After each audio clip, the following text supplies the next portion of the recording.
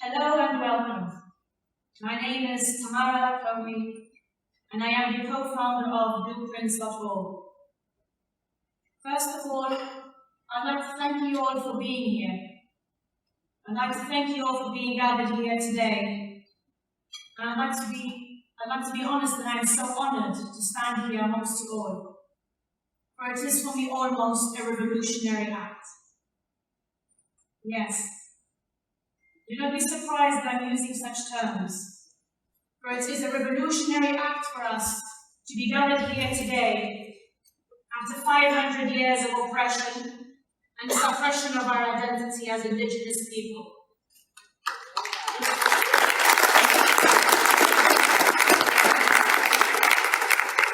We, the Indigenous, we have fought long and hard for the recognition of our rights, for the recognition of our voice, often standing up to governments that did not represent our needs nor our interests.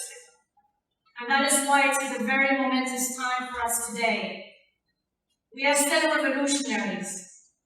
We are still the heirs of the same revolutionaries who yesterday bled for our causes and bled for our liberation.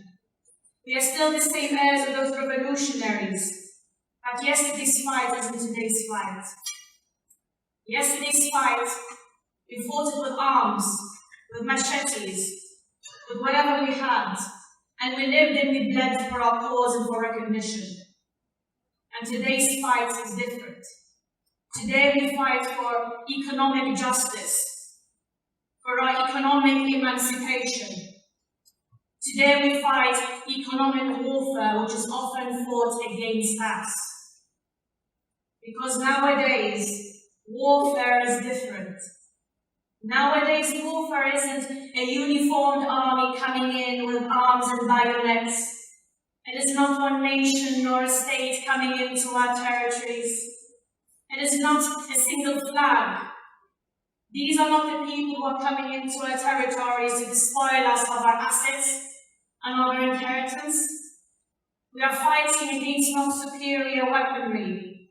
We are fighting against superior corporate power. Corporations nowadays are entering into our territories and despoiling us. They are entering into our communities and impoverishing us and dispossessing us. Corporations use superior corporate power to crush us. And that's why I say we need to be united.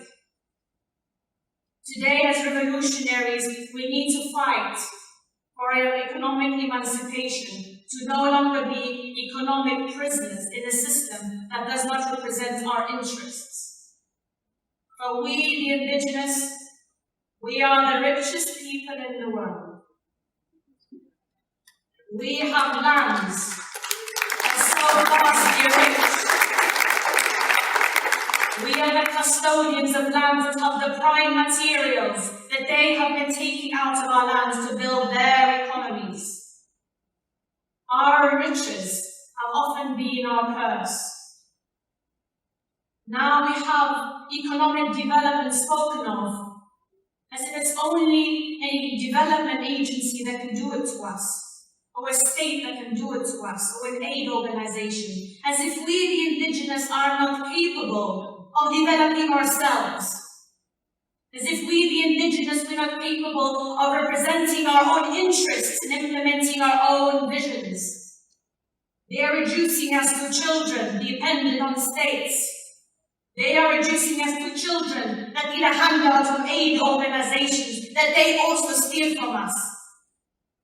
We do not need to rely on anyone but ourselves. The onus is on us to represent our assets, to realize that as the Indigenous, we are the custodians and the heirs of all these territories. The onus is on us to package ourselves for investment. The onus is on us to be ready for investment, to show the world the opportunities on our lands. But we can only do so as a collective, to find the right entrepreneurship amongst us, to nurture the right entrepreneurship amongst us, that they may take the visions of our people and make it a reality. because we have our ideas. We do not need other people to develop us. We do not need government agendas to develop us. We can develop ourselves. We don't need somebody else who does not represent us, whatever their ulterior motives are. And what they do, they take all our resources, give us a pittance of a living wage. They put a school there, a road, a Bible. On the other hand, they take everything. We do not need that. What we need is to be empowered. We believe in empowered citizens, empowered indigenous people, replicating the role of government in their own lands. Because we are capable of doing so. And this brings me back to my own story. I am an indigenous Berber. The Berbers are the natives of North Africa. My tribe is called the Tuareg. And my language, it means the noble people. We are nomadic people going up and down the Sahara Desert. And I myself and my people, we are the product of imperialist policies and failed government initiatives, where our governments took us out of our deserts, out of our tents, and forced us into settlements that became wretched shanty towns. And there, within a few generations, we became hotbeds of the worst types of things. I personally grew up in Islam, called Medellin in Tunisia. That was infamously renowned for sex trafficking, weapon trafficking, and organ trafficking. Because we, the indigenous, intact, we're not worth anything. But we, the indigenous, in spare parts, a heart, a liver, a lung, we're worth a lot. We were the worst for them. We were at the bottom of the food chain. The government did not even recognize us in our constitution. They did not represent our interests nor our needs. So it was easy for us, cut off and severed from our countries, without the means to break out, because the way to break out from poverty normally is through education. And our education system was so abysmal, you could go in and out of school and come out with nothing in your head. As a matter of fact, our teachers radicalized us. When the first waves of fundamentalism entered our countries, we were radicalized. Tunisia is the #1 country exporting jihadists to ISIS. That is currently our biggest export. Why? Look who they are. They are native people. Most indigenous natives form the bulk of ISIS fighters, and nobody seems to focus on that. On the plight of the indigenous who are so dispossessed, that are so hopeless, that feel as if they add nothing to their lives, and have nothing to live for. When we were at school, when you would ask a child what you want to be in the West, in the developed country, they'd say, I want to be an astronaut, I want to be a fairy, I want to be something. We didn't say that. We said we want to be alive, or if not, we want to be in heaven. At least in heaven we'd be loved by a God who did not consider us another mouth to feed. Because the poverty and misery was so abject. But what helped us become more radicalized as indigenous people was the fact that we knew the stories from our grandparents who are nomads. They marauded the deserts and used to say to us, look, over there there's petrol. Over there there's oil. There's gas. There's phosphate. There's gold here. Look, there's arable land. And look at us, we're naked. Why are we naked? Why is it that our ancestral lands that are rich in everything that we need to build a strong economy, we have no share in it as a people? Why? Who's taking it? We knew that the state was colluding with corporations that would come in and leave nothing for us, the indigenous. That is why, as blueprints, we believe in a 50-50 reinvestment model, so that we give power back to the indigenous to carve out their own future.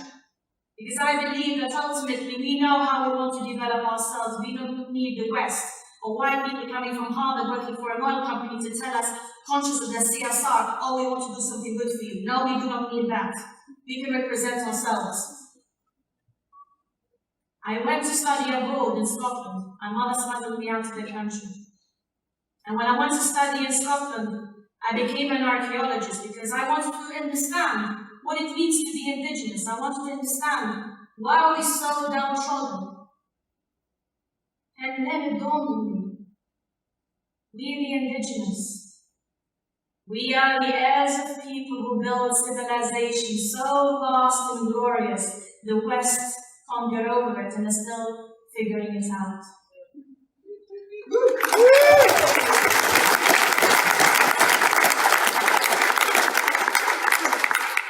at the great wonders of architecture that we've left behind. Look at the great legacy of wisdom, knowledge, mathematics, science, chemistry. Look at the wealth of knowledge that we've left behind to the West and have taken it from us. They've commodified our wisdom. They've cheapened it. They've taken it from us and given us no credit. I think they are afraid of us ultimately. They're afraid of the day we may come together as a community, as a collective, and say, we are the heirs of great people, we are the heirs of people who built vast civilizations, and we are still these people, and together we shall create great civilizations again. That is what they fear. When I went to work in East Africa with David Solomon, I went to work with indigenous tribes in South Sudan. And again, I encountered the same formula of oppression, the same trick. I was working with indigenous tribes who were walking around land where oil was slipping through the ground. And yet these people, some of them had gone through the Darfur genocide, they were going through a famine. How can a country be so rich and yet they're going through a famine? And do you know who are the first people to be there? Aid organizations, bands of them, trucks of them. Aid organizations were just flocking there with oil companies, ready to feast on a country fresh from its liberation.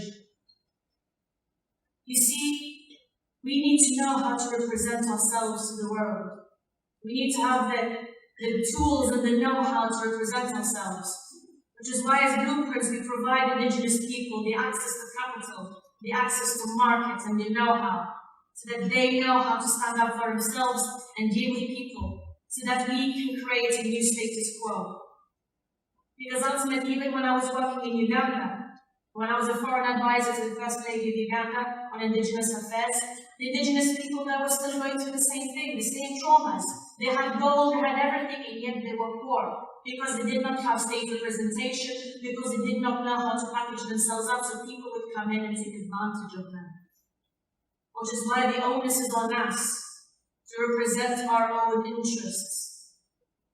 And do not be afraid of being people with just ideas. For another thing they use against us native people is that, oh, you just have ideas. Ideas are powerful. If you have an idea for development or an idea for a plan to uplift your whole community, the onus is on you to find the right people to implement it, because we have no shortage of entrepreneurship. We have no shortage of business-minded people who can lift us up. If you have an idea, you can find the right people to implement it and turn it into a reality. Because ideas are what spin the wheels of history. Everything around you in this room germinated from a thought, from an idea. And ideas are vastly powerful and potent. Ideas are what create movements, is the mother of inventions. Do not let anyone quell nor quench your ideas. Because ideas can set in motion plans to lift up all our communities. There was once an evil dictator who was so afraid of ideas that he said, we do not let our enemies have guns. Why would we let them have ideas? Who said that? Joseph Stalin. He was afraid of people with ideas. Our ideas are so powerful, but it's also the magic ingredient of success, which is you, the people. You are the magic ingredient of our success. Because now that we're working in Colombia and we're focusing on Nariño, on great and amazing products led and spearheaded by indigenous people, it shows you that the ingenuity and the passion of indigenous people is so vast that when it's their own initiative, when it's them spearheading a movement, then it's successful. When the people have a voice, when they have the determination, when impassioned groups of people take action, you get success. Those who do not believe in the power of people are going against the laws and the facts of history. In Nariño, what's making our projects a success are the people we deal with. Like Arman Kawasama, an indigenous senator who puts his people first. He has the love and the respect of his people. Wherever he goes, people run after him to thank him. And I must tell you, that is a marvelous thing for me because I live in London. And I can assure you, If we saw an MP, a member of parliament, if we saw a politician running down the road, the last thing you want to do is go up to them and thank them. As a matter of fact, we want to do something else. Don't get me started what we do not need as an Africa. So that is why I impress upon you that the right leadership, the right people to represent your needs is crucial.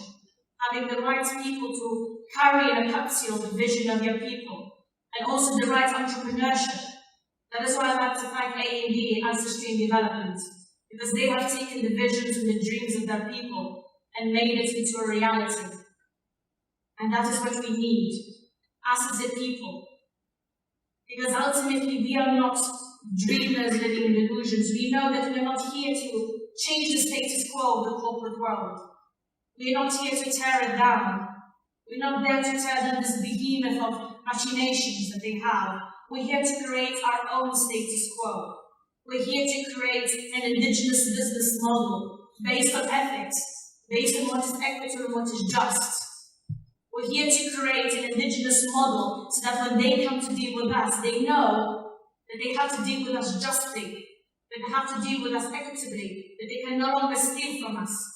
And this can only be done through the power of individual collectivism. Through the power of the collective, we will make this happen. Because separated, they will break us down, and they count on that. They count on us being separate. And that's why I always say, I believe in our united America, I believe in our united Africa, because we indigenous people, wherever we are faced the same trials and tribulations. And if we see ourselves as divided by borders, that won't. We need to create a strong bulwark against them. We need to have the same tools that they've used against us. Because ultimately the tools of capitalism that they have used to de-develop us, to keep us suppressed, are the tools that we can use to develop ourselves. They are the tools that we need to be able to take our vision and make it into a reality. Because ultimately these tools are neutral. What happens in the West now, we hear about ethics in consumerism and ethics in consumption. Why? Because the West knows that they no longer want to be consuming the fruits of our misery and suffering. They know they don't want to be part of this game where they are eating our misery. Because ultimately, us in the third world, we are the ones producing everything that is consumed in the West. Our prime materials are what are keeping the first world going. We are the custodians of these prime materials, and yet the first world are the ones who are building their economies on it. Look at the industrial revolutions in the West. It was funded by the mining in all of America Latina. It was funded by them. So it shows you that we are the ones who are bleeding. We are the ones who are bleeding to sustain them. We are bleeding to sustain the first world and to keep their economies afloat. We are the cogs in the machine, keeping them going. We are the producers. We're the ones broken in the mines. We're the ones broken on the machineries. We're the ones broken in the factories. We're the ones bent in the fields. Our women and children. It is us. We are the ones who are producing. We are the ones sustaining the economies of the first world. And the first world consumers no longer want to be part of that. But they are awakened. They know the game now. And it's up to us now to create our own status quo. Now with the modern tools of technology, now with the modern tools of business, now we know how access to capital and access to markets, now we can stand up to them on an equal footing. Now we can negotiate with them. Now we can allow them to invest into our territories, but no longer as them despoiling us, but as doing equitable trade and what is economically just. We shall not permit it anymore. But we must remember, our strength lies in being a collective. Our strength lies in being united. Our strength lies in realizing that we indigenous people, wherever we are in the world, if our unity is solidified, we will achieve great things because nothing can stop the course of history. Thank you very much.